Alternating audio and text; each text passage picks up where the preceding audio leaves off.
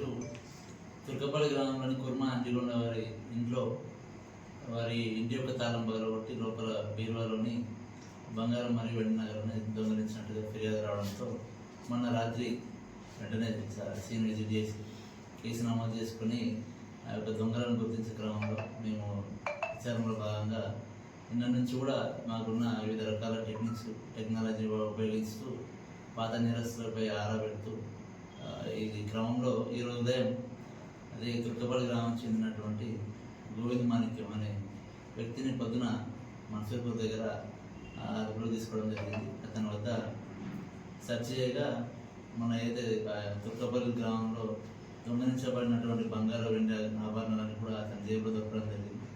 అతన్ని అరెస్ట్ చేసి ఈ ప్రాపర్టీ అంతా కూడా కోర్టులో రికార్డ్ చేసి అతన్ని కోర్టు రిమాండ్కు తరలిస్తున్నాం. అయితే ఈ నేరాన్ని ఛేదించడానికి మా సిబ్బంది అందరూ కూడా 36 గంటలను కష్టపడి నేరాన్ని ఛేదించడం జరిగింది. ఆ సొత్తు అంతా కూడా ఇంటాక్ట్గా ఏదైతే ఉన్నట్టుగా రికవర్ చేయడం జరిగింది. 26 గ్రాముల బంగారం, 318 గ్రాముల వెండి. ఆభరణాలు ఒకటే రికవరీ.